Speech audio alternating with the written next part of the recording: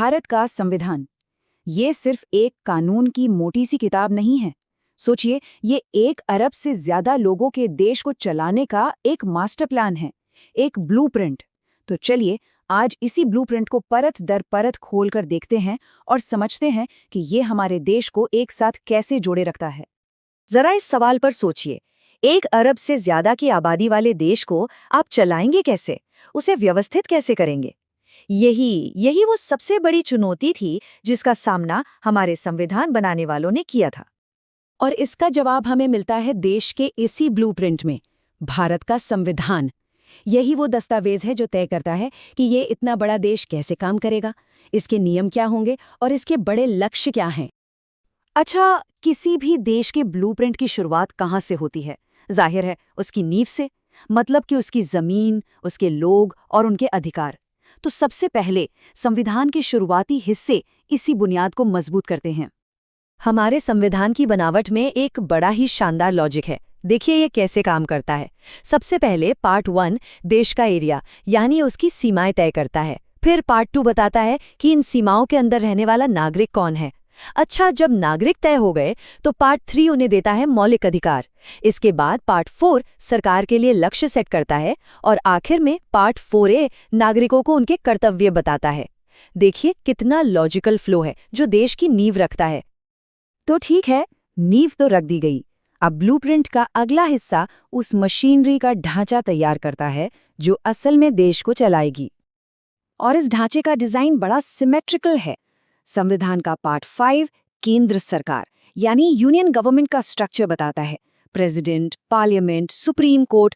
और फिर बिल्कुल इसके पैरेलल पार्ट 6 राज्यों के लिए ठीक वैसा ही स्ट्रक्चर बनाता है, गवर्नर, स्टेट लेजिस्लेचर और हाई कोर्ट्स। ये जो मिरर इमेज जैसा स्ट्रक्चर है ना, यही भारत के फेडरल सिस्टम की जान है।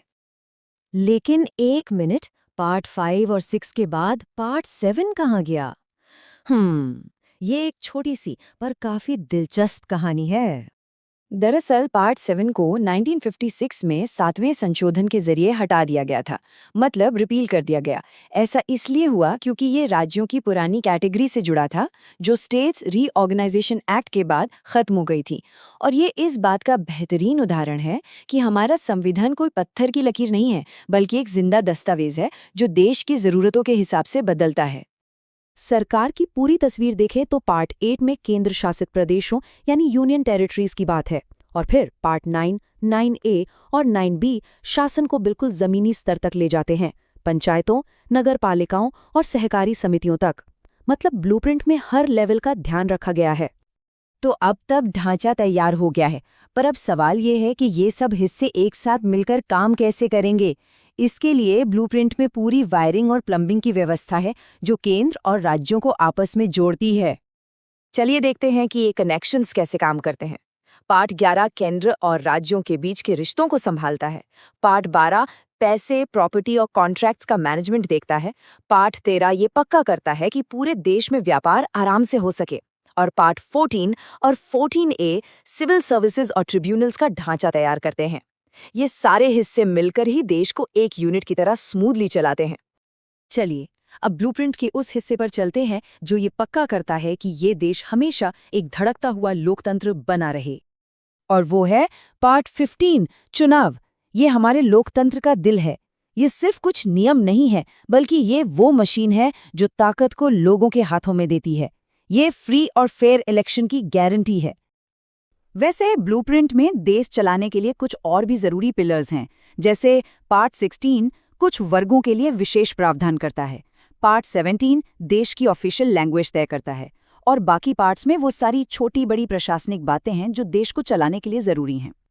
और आखिर में कोई भी अच्छा ब्लूप्रिंट सिर्फ ये नहीं बताता कि चीजें बनेंगी कैसे, बल्कि वो ये भी बताता है कि वो खुद को बचाएगा कैसे और वक्त के साथ बदलेगा कैसे। हमारे संविधान में ये दोनों ही ताकतें हैं। एक तरफ पार्ट 18 में इमरजेंसी के प्रावधान हैं जो किसी बड़े संकट के समय देश को बचाने के लिए एक सेफ्टी वॉल्व की तरह काम करते हैं। और दूसरी तरफ पार्ट 20 में है संशोधन की प्रक्रिया, एक ऐसा तरीका जो इस ब्लूप्रिंट को बदलते समाज के साथ साथ खुद को भी बदलने की इजाजत देता है। चलिए अब आते हैं एक और हिस्से पर जो थोड़ा कॉम्प्लेक्स है, लेकिन ट्रस्ट मी बहुत दिलचस्प है। ये वो पार्ट है जो एक बहुत बड़ी प्रैक्टिकल प्रॉब्लम को सॉल्व करता है।